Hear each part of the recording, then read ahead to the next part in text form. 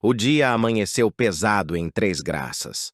O céu, coberto por nuvens escuras, parecia pressentir as tragédias e segredos que estavam prestes a se desenrolar.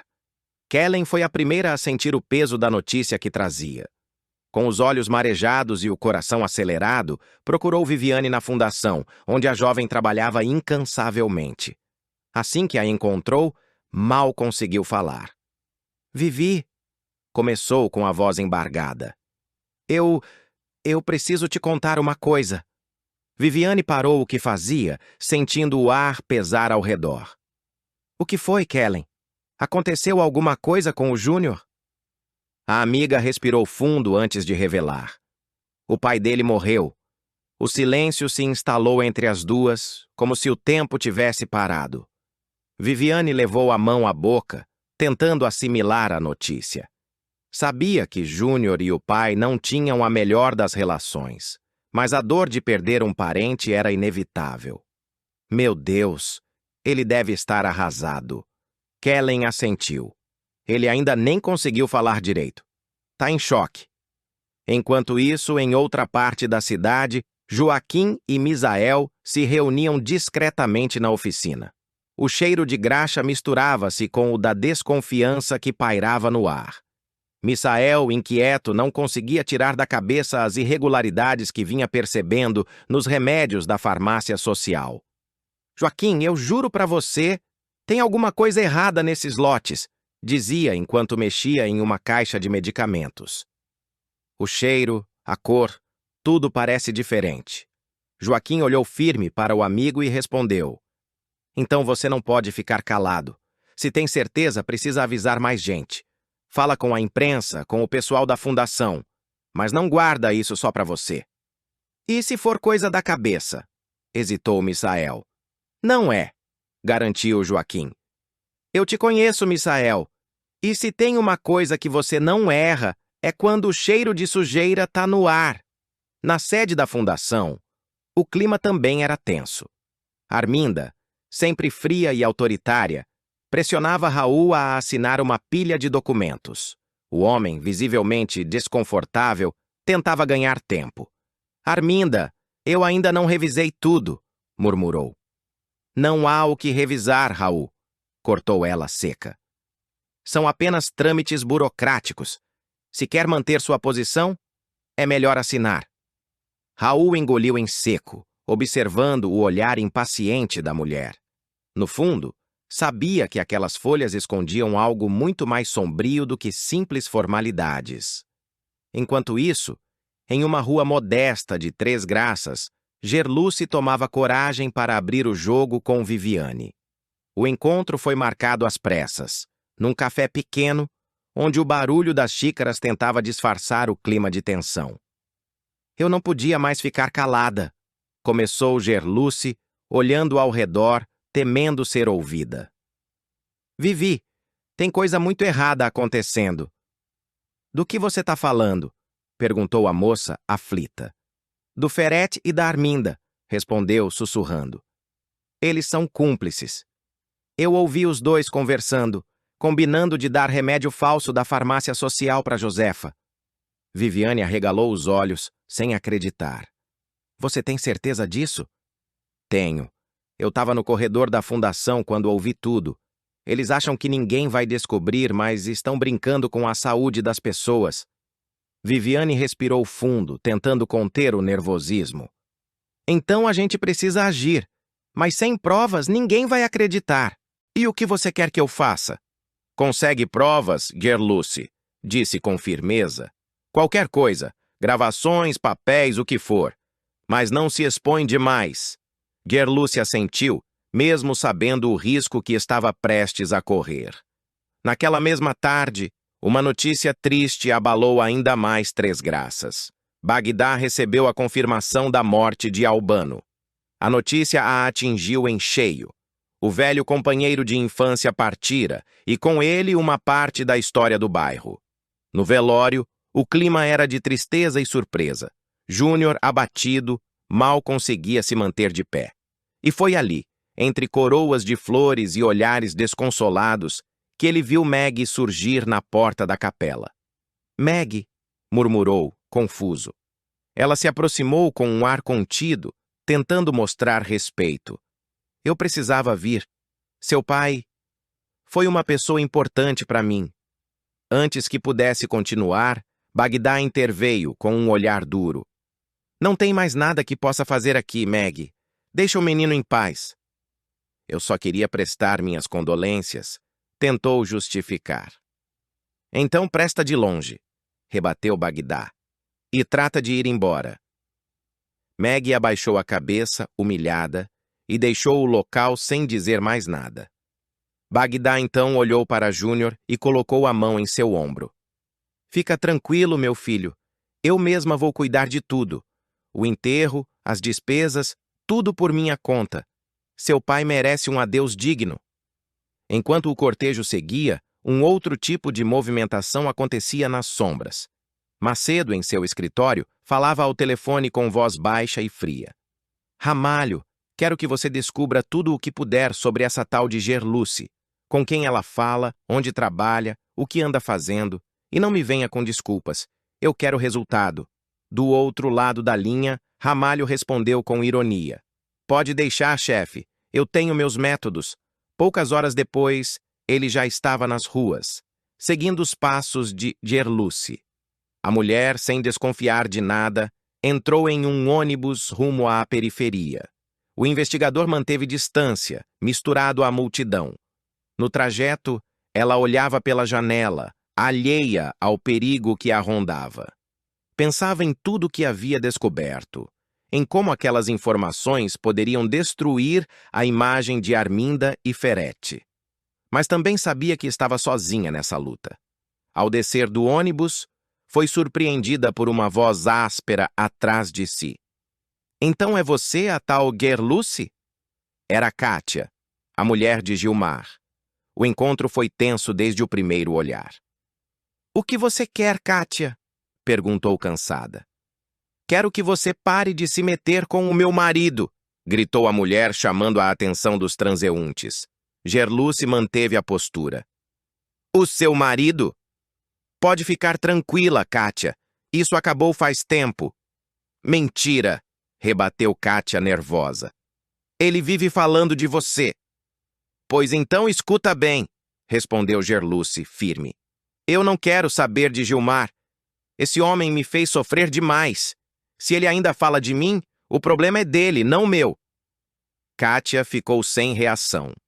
Gerluce deu as costas e seguiu o caminho, enquanto Ramalho observava tudo de longe, anotando cada detalhe.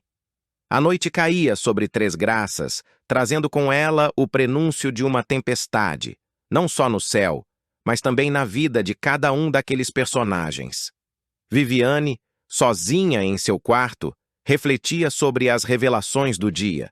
A morte do pai de Júnior, o envolvimento de Arminda e Ferretti, a coragem de Gerluce. Sentia o peso da responsabilidade sobre os ombros. Se fosse verdade o que a amiga dizia, muita gente estava em perigo. Enquanto isso, Arminda e Ferretti jantavam em silêncio na mansão. O clima era de aparente tranquilidade, mas ambos sabiam que a tensão estava prestes a explodir. A mulher sabe demais, disse Ferretti, entre goles de vinho. Se ela resolver abrir a boca, estamos perdidos. Arminda lançou um olhar frio. Então trate de resolver isso antes que ela resolva nos colocar contra a parede. Ferretti assentiu com um leve sorriso sombrio. Do lado de fora, Ramalho já reportava suas observações. Ela andou se encontrando com Viviane. Parece que estão tramando alguma coisa. Continue de olho, ordenou Macedo. E se ela cometer um deslize, quero saber antes que o sol nasça. Gerluce, por sua vez, ainda andava pelas ruas, decidida a não se deixar intimidar. Sabia que estava sendo observada. Sentia o olhar invisível que a seguia a cada esquina. Mas também sabia que, se recuasse agora, muita gente pagaria caro pela covardia. Ao entrar em casa, respirou fundo e murmurou para si mesma. Chegou a hora de provar quem eles realmente são. E enquanto lá fora os trovões começavam a ecoar, O destino de Três Graças se enredava ainda mais num emaranhado de segredos, vinganças e verdades prestes a explodir. O clima na Fundação Ferretti começava a mudar silenciosamente, como uma névoa que aos poucos vai tomando conta do ambiente sem que ninguém perceba. Viviane e Gerluce, cada uma com suas dores, medos e razões particulares, encontravam na busca pela verdade uma força que nem imaginavam ter. Tudo começou com pequenas desconfianças, remédios trocados, pacientes que apresentavam reações inexplicáveis, relatórios internos que não fechavam. E quanto mais perguntavam, mais respostas duvidosas encontravam. A investigação sobre os remédios clandestinos não era apenas um capricho. Era uma missão movida pela justiça e pela necessidade de impedir que mais gente fosse prejudicada pela corrupção velada que rondava os corredores brilhantes da instituição. Viviane, ainda se acostumando com sua nova realidade na fundação, sentia que mexer com aquilo poderia custar seu emprego. Mas Gerluce, com sua coragem intempestiva, garantia que nenhuma das duas recuaria. Alguém tem que fazer o que é certo, dizia ela, firme, chamando a amiga para uma parceria improvável, mas extremamente poderosa. Em paralelo a esse turbilhão, a vida pessoal de Gerluce tentava encontrar frestas de alegria. Joelle, sua filha, vivia um momento delicado. A incerteza em relação ao futuro e o medo de repetir erros do passado pesavam em seu coração. Mas naquele dia, em uma conversa carregada de emoção, Gerluce segurou as mãos da filha e, com os olhos marejados, abriu seu coração como há tempos não fazia. O nascimento da minha menina foi o dia mais feliz da minha vida, ela disse com a voz embargada. Joelle, acostumada a ver a mãe como uma muralha, não resistiu. As lágrimas escorreram sem pedir licença. Naquele abraço cheio de história, e de mágoas também, havia uma promessa muda de que as duas tentariam reconstruir o elo que o mundo tantas vezes tentou quebrar. Meg, observadora e sempre pronta a incentivar quem ama, olhou para Lucélia com um sorriso encorajador. Sabia que a amiga tinha um potencial enorme, sufocado pela rotina sufocante da cidade pequena. São Paulo era mais do que uma cidade para ela. Era um sonho. Um novo começo. Um lugar onde poderia dançar, estudar, viver o que sempre lhe foi negado. A vida é muito curta, Lucélia. Não dá para ficar para sempre onde a gente não cresce. Aconselhou Meg com firmeza, segurando nos ombros da amiga. Você pode brilhar lá fora. Lucélia respirou fundo, com o coração repleto de dúvida e esperança. Pela primeira vez, cogitou seriamente trocar o medo pelo salto no desconhecido. Enquanto isso, nos cantos mais sombrios dessa história, Arminda tramava em silêncio. Em público, ela sorria. Em privado, se revelava cada vez mais manipuladora. Com Zenilda, fingia amizade com uma maestria quase artística. Você é como uma irmã para mim, declarou Arminda, oferecendo abraços falsos e palavras viscosas. Zenilda, ingenuamente, acreditava em cada frase, sem imaginar que Arminda usava suas confidências como munição futura. Na fundação, um evento especial aproximava corações e escondia segredos. Ferretti organizara uma homenagem à chefe Samira, responsável pelo restaurante que alimentava tantas pessoas com amor e sabor. Era uma celebração bonita, com discursos emocionantes e aplausos longos. Samira, sempre dedicada, finalmente recebia reconhecimento, mesmo sem saber que parte da instituição que ela tanto defendia estava corrompida. Arminda, porém, não estava disposta a permitir que qualquer brilho obscurecesse o dela. Ao ver Josefa cometendo um pequeno erro na organização do evento, não perdeu tempo. Repreendeu a senhora com uma dureza que chocou a todos. Mas a reação não veio como ela esperava. Josefa, fragilizada pela idade, mas não pela coragem, ergueu o queixo, olhos faiscando, e respondeu: Eu não vou aceitar que me trate como lixo. Trabalhei a vida inteira para sustentar essa casa, essa família, e você nunca me respeitou. O salão silenciou. Arminda travou o sorriso falso, sentindo a autoridade lhe escapar por um breve instante. A confusão emocional que se instalou deixou Gerluce inquieta. Josefa saiu transtornada, caminhando apressada em direção à rua. Gerluce correu atrás, sem saber exatamente por quê. Talvez um instinto, talvez amor, mas foi tarde. O som de freios rasgou o ar. O ônibus atingiu Josefa com violência suficiente para arrancar gritos desesperados de quem presenciou a cena. Mãe! O grito de Gerluce ecoou como um lamento de alma ferida. Ela correu até o corpo caído no asfalto. Suas mãos tremiam, os olhos se encheram de desespero. A imagem de Josefa no chão, frágil como nunca, quase fez o mundo de Gerluce desmoronar. O socorrista se aproximou rapidamente, analisou a situação e, com um tom que misturava alívio e seriedade, anunciou: por sorte, não houve ferimentos graves. Ela vai ficar bem. O suspiro de Gerluce veio acompanhado de lágrimas intensas. Era como se o destino tivesse dado um susto para lembrá-la do quanto ainda precisava da mãe. De volta à fundação, enquanto o susto ainda reverberava, um novo jogo começava. Célio, sempre atento ao que poderia lhe trazer lucro, se interessou de imediato ao descobrir que Arminda tinha dinheiro. Muito dinheiro. O olhar dele mudou, e quem observasse com cuidado perceberia a ambição acendendo como chama em seus olhos. Arminda, você merece alguém que esteja ao seu lado em todos os momentos. Alguém que reconheça o seu valor. Ele insinuou com voz baixa, calculada. Ela percebeu a intenção e gostou, porque a sedução para Arminda era apenas mais uma ferramenta de poder. Mas ninguém imaginava que, silenciosa e inesperadamente, Gerluce se aproximava da verdade. Em um canto reservado da fundação, ela ouviu vozes e, ao se esconder para escutar melhor, percebeu que Ferete e Arminda conversavam. Está tudo sob controle. Essa história dos remédios nunca vai vir à tona, dizia Arminda com confiança venenosa. Ferete, porém, demonstrou preocupação. Tomara. Se descobrirem que estamos desviando medicamentos e adulterando o controle de estoque, acabou para nós. O ar sumiu dos pulmões de Gerluce. Era como se tudo ao seu redor se tornasse um borrão sufocante. O medo bateu primeiro, mas logo veio a coragem. Ela agora tinha certeza.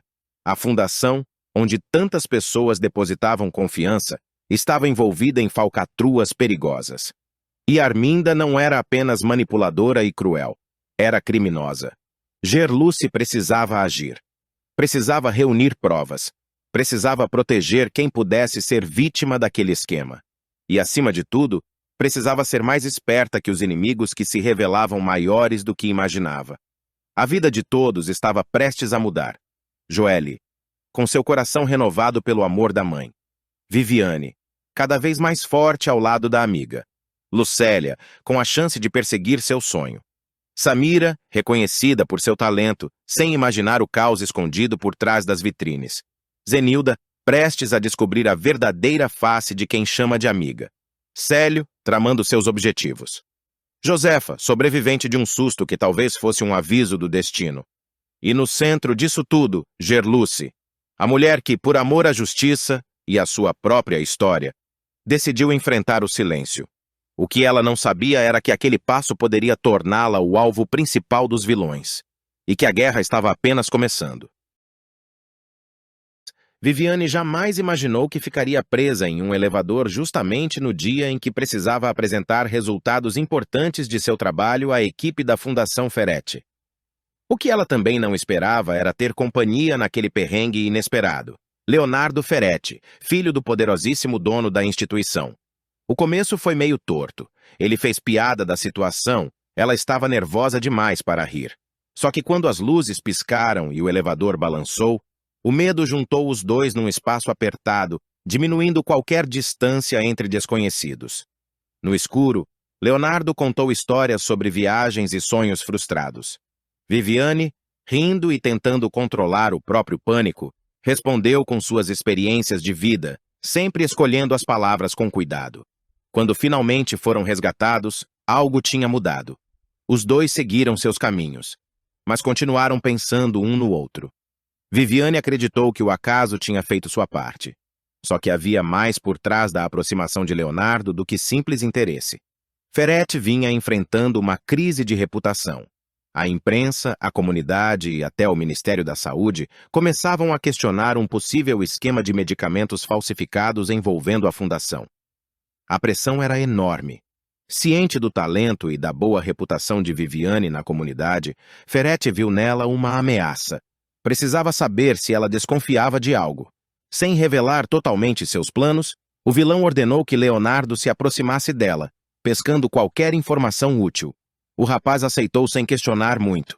Para ele, seria apenas uma missão simples e até agradável. Afinal, Viviane o encantava desde aquele elevador.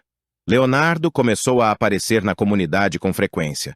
Ele trazia doações, se oferecia para ajudar nos mutirões, conversava com as crianças e fazia de tudo para deixar uma boa impressão.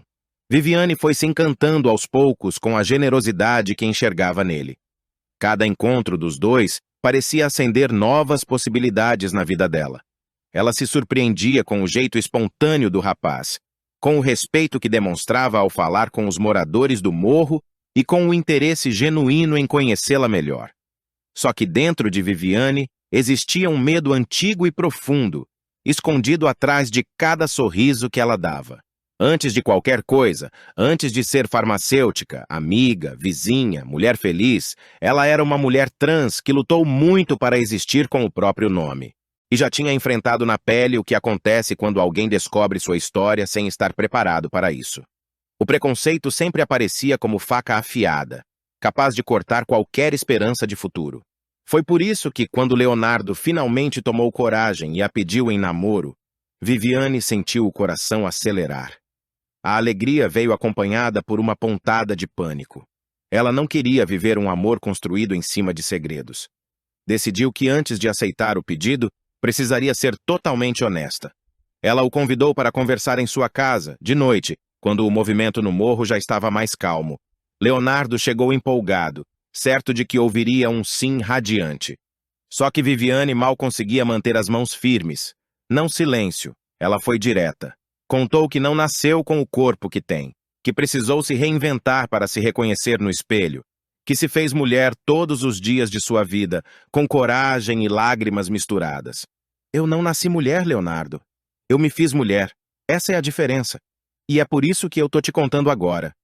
Se essa verdade for demais para você, eu entendo. O sorriso de Leonardo murchou no mesmo instante. O espanto tomou conta dele. Você tá me dizendo que é um homem? Viviane sentiu o estômago embrulhar. O medo que ela conhecia bem, aquele que nunca desaparecia totalmente, voltou com força. Ela tentou manter a calma. Explicou que nunca quis enganá-lo, que só precisava ter certeza do sentimento antes de revelar algo tão íntimo. Se eu tivesse falado antes, o que você teria feito? Saía correndo, respondeu Leonardo sem pensar. A frase caiu entre os dois como pedra jogada em um lago. Doeu. Muito. Viviane respirou fundo, mas a ferida sangrou rápido demais. A indignação tomou o lugar da vulnerabilidade. Ela deu um passo à frente e empurrou Leonardo em direção à porta. Pois então corre agora. Corre como você disse que faria, e nunca mais aparece na minha frente. Leonardo ficou paralisado, sem saber o que fazer com a vergonha que não coube no peito. Viviane, firme apesar da voz trêmula, manteve a porta aberta até que ele finalmente se movesse. Agora, antes de continuar, me diz aí nos comentários se você acha que eles irão dar certo como um casal, se sim, por quê? Também não se esqueça de se inscrever no nosso canal, assim você acompanha sua novela favorita todos os dias. O amor que estava prestes a florescer se transformou em um silêncio doloroso. Viviane trancou a porta e deixou as lágrimas caírem. Leonardo desceu a favela com o coração pesado e a cabeça cheia de conflitos. Os dois estavam machucados. Nada termina aí. Esse choque ainda vai ecoar na vida dos dois. O que acontecerá a seguir depende da capacidade de Leonardo de rever o que pensa sobre coragem, gênero e amor. Viviane já lutou demais para ser quem é. Agora só fica ao lado dela quem realmente estiver pronto para enxergá-la inteira. Viviane passou a noite em claro. Cada lágrima que deixava escapar parecia carregar anos de dor guardada. Ela sabia que abrir o coração podia resultar em rejeição, mas sempre dói mais quando essa rejeição vem justamente de quem já começava a ocupar um lugar especial na vida da gente. O silêncio do seu quarto parecia aumentar tudo. A solidão, o medo, a sensação de que fez a coisa certa, só que perdeu algo bonito no meio do caminho. No outro lado da cidade, Leonardo não dormiu nada também. Sentado na varanda da cobertura, Com o celular na mão, sem coragem de mandar qualquer mensagem, ele revivia cada segundo daquela conversa. A forma como reagiu machucava até ele. Crescido em uma bolha de privilégios e preconceitos sutis, nunca tinha parado para refletir sobre identidades que não seguiam o roteiro que o mundo impôs. Sua primeira reação foi de espanto. Só que o espanto não precisaria ter virado crueldade. Agora, a culpa mordia sem dó. Na manhã seguinte, Viviane vestiu a armadura emocional de sempre. Cabelo preso, jaleco impecável, sorriso profissional. No posto de saúde, todos a conheciam pela competência, não pela história do seu corpo. Era ali que ela se sentia invencível. Contudo, cada vez que o celular vibrava, ela tremia. Não era a mensagem de Leonardo, e essa ausência dizia muito. Leonardo, por sua vez, começou o dia tratando a própria vergonha como inimiga. Ele procurou a internet, pesquisou, leu relatos de mulheres trans, assistiu entrevistas e depoimentos que mostravam a coragem e o sofrimento daquelas que, como Viviane, lutaram apenas para existir com dignidade. O mundo parecia maior do que ele imaginava. E Viviane, muito maior do que o medo que ele demonstrou. Esse processo de compreensão plantou nele algo novo. Leonardo entendeu que seu desconforto não vinha da verdade dela, mas do preconceito que ele mesmo carregava sem perceber. Quando o temido traficante Bagdá descobrir que Joelle e Raul voltaram a se encontrar às escondidas. A notícia cai como uma bomba na comunidade da Chacrinha e o bandido, cego de raiva, decide decretar a morte dos dois com sua frase mais temida: os dois pro micro-ondas, agora. Tudo começa quando Raul, determinado a mudar de vida, decide procurar Joelle para acertar as contas com o passado. Ele carrega no peito um misto de arrependimento e amor. Depois de meses afastado, decide enfrentar todos os riscos para ver a mulher que ama e a mãe de seu filho. Joelle, por sua vez, vive dividida entre o medo e a saudade. Mesmo sabendo que o envolvimento de Raul com Bagdá trouxe destruição, o coração dela ainda pulsa por ele. O reencontro acontece ao cair da tarde, no alto do mirante da comunidade, o ponto mais bonito e perigoso de Três Graças. Lá de cima, as luzes da cidade parecem pequenas, distantes, como se outro mundo existisse além daquele território dominado pelo crime e pelo silêncio das vielas. Raul chega com passos apressados, ofegante, mas determinado.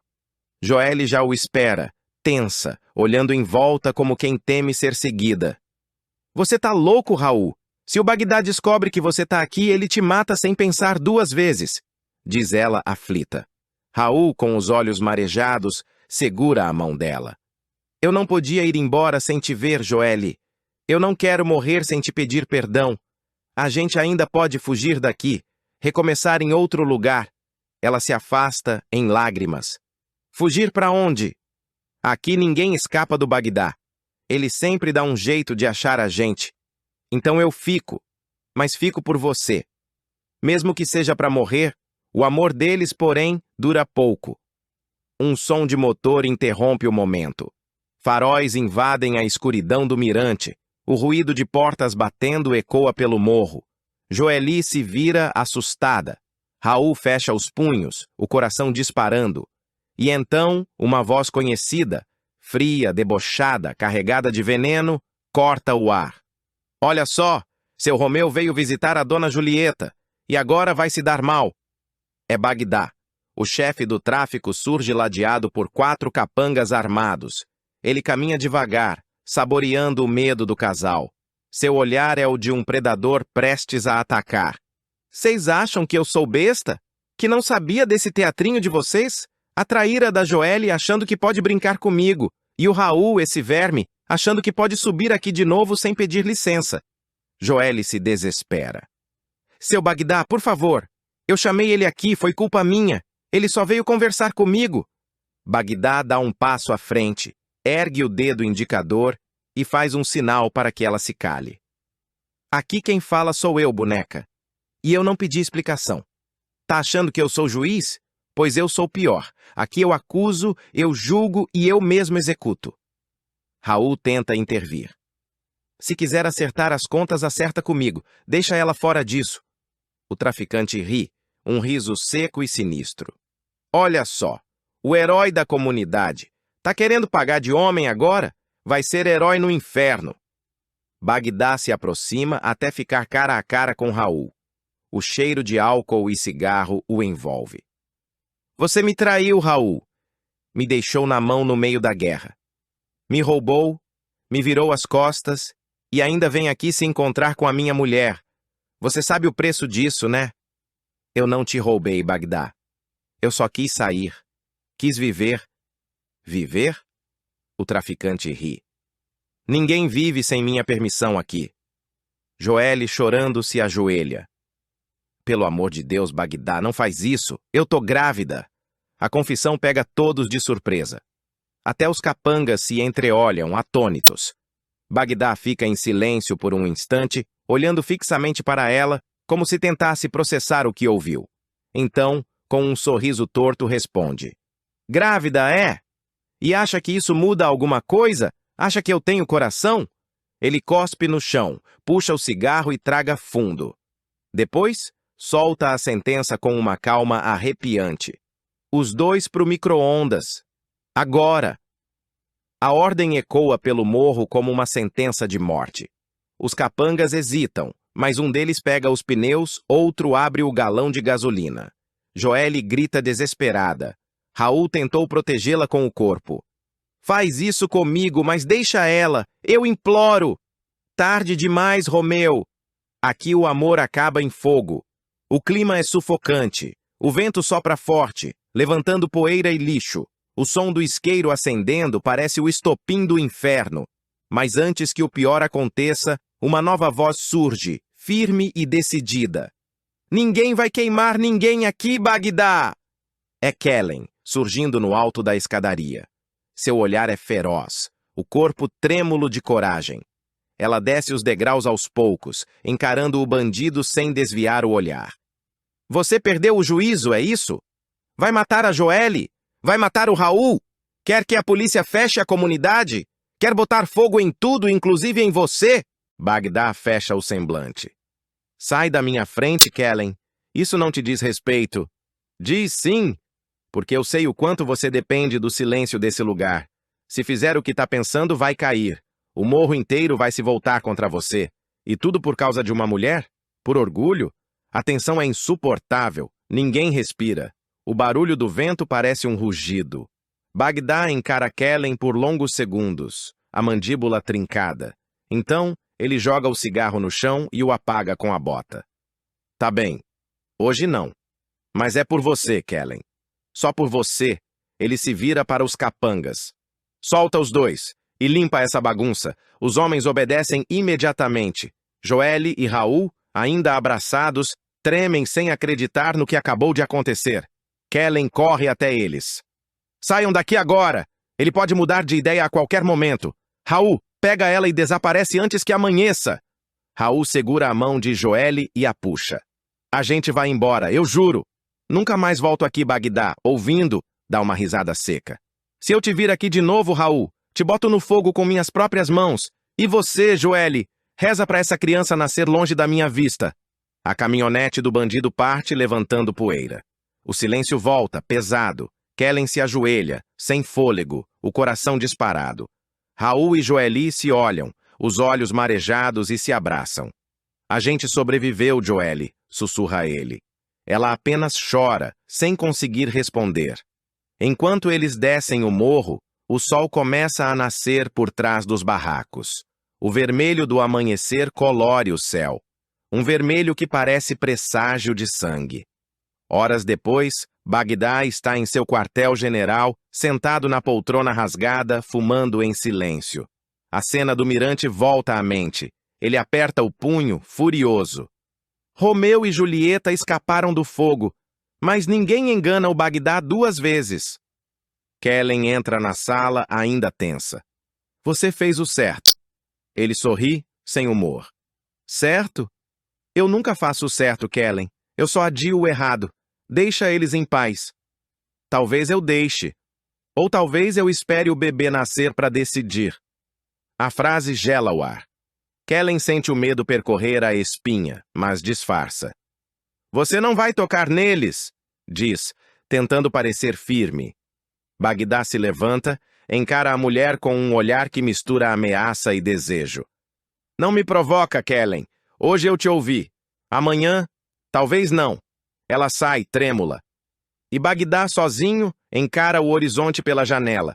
Lá fora, o sol ilumina as casas humildes, mas no olhar dele só há escuridão. Todo amor termina em tragédia, e o deles não vai ser diferente, murmura. Diante do túmulo da esposa, Misael se ajoelha. O olhar perdido, o rosto endurecido pela dor. As flores murchas sobre a lápide são testemunhas silenciosas da jura que ele faz em voz baixa. Vingar a morte da mulher, custe o que custar. O juramento ecoa entre as árvores, selando o destino de todos os que cruzarem seu caminho. Com o coração tomado pela raiva e a mente consumida pela culpa, Misael procura Joaquim, um antigo amigo de tempos difíceis. Cansado e abatido, pede abrigo. Joaquim, desconfiado, hesita. Sabe que acolher Misael pode colocar tudo a perder, mas a amizade fala mais alto. Permite que ele fique em um quarto nos fundos da casa, longe dos olhares curiosos. Durante a conversa, Joaquim o alerta. Se descobrirem que Misael está vivo, será o fim. Tem gente grande envolvida nisso, Misael. Você precisa sumir de vez, diz ele, olhando firme. Joaquim também deixa claro que não quer se envolver com Lígia nem com Gerluce, duas mulheres que já causaram confusão suficiente no passado. Misael ouve, mas seu silêncio revela que nada o fará desistir de buscar justiça. Enquanto isso, em outro canto da cidade, Ferete chega à casa de Zenilda com notícias que mudam o rumo das investigações. A polícia encerrou o caso da morte de Rogério, o ex-sócio de Misael. Segundo Ferete, um bilhete foi encontrado, no qual Rogério confessava a intenção de tirar a própria vida. Zenilda se mostra aliviada na frente do amigo, mas, por dentro, sente que há algo errado. Conhecia Rogério bem demais para acreditar em suicídio. Aquilo foi armação, murmura sozinha, enquanto observa o papel amassado em suas mãos. No mesmo instante, Viviane surge na casa de Gerluce, ofegante, com uma informação que desperta o desespero da cuidadora. Ela viu Joelle na rua, caminhando sozinha, assustada. A jovem havia desaparecido dias antes, e Gerluce ainda não se recuperou do susto. Tem certeza que era ela? Pergunta, quase sem voz. Viviane jura que sim. Tomada pelo impulso, Gerluce decide sair para procurar a filha, mas Arminda, a patroa severa e desconfiada, não a deixa sair. É quando entra em cena Josefa, sempre disposta a ajudar. Com um plano rápido e arriscado, Josefa engana Arminda, dizendo que Gerluce está doente e precisa descansar no quarto. Enquanto a patroa sobe para buscar remédios, Gerluce escapa pelos fundos, com o coração acelerado e a esperança renascendo. Sem saber por onde começar, Gerluce liga para Paulinho, um antigo conhecido da comunidade, pedindo ajuda. Ela tá lá fora, Paulinho. Perdida, assustada. Eu preciso encontrar minha menina. Ele promete vasculhar as ruas e mandar notícias assim que souber de algo. Do outro lado da cidade, Raul caminha apressado. Está inquieto. Sente que está sendo seguido. Um rapaz da comunidade o observa de longe, disfarçando entre os becos e vielas. Raul tenta manter a calma, mas o suor na testa o denuncia. Ele sabe que o passado está voltando e que Bagdá, o homem mais temido do lugar, não esquece traições. Enquanto isso, Kellen, amiga de infância de Joely, decide agir por conta própria. Inconformada com o sumiço da moça, sai pelas ruas perguntando por ela. Até que, em uma esquina deserta, encontra Joelle. A jovem está abatida, com o olhar perdido. O que aconteceu com você? Pergunta Kellen, tentando abraçá-la. Joelle hesita, olha para os lados e sussurra. Eles sabem de tudo. O Raul me enganou. Kellen não entende, mas percebe o medo estampado no rosto da amiga. Antes que possa dizer qualquer coisa, Joelle se afasta, determinada a resolver as próprias pendências. É nesse momento que o destino cruza novamente os caminhos de Joelle e Raul. Ele se surpreende ao vê-la viva, de pé, olhando-o com ódio e decepção. "Você destruiu tudo!" grita ela. Raul tenta se justificar, mas não há tempo. Um som de motores e vozes se aproxima. É Bagdá e seu bando cercando os dois. O silêncio se instala por um segundo, antes que a tensão exploda. Bagdá desce da moto, encara Raul e sorri de forma ameaçadora. "Achei que você nunca mais ia aparecer." Joelle, apavorada, tenta recuar,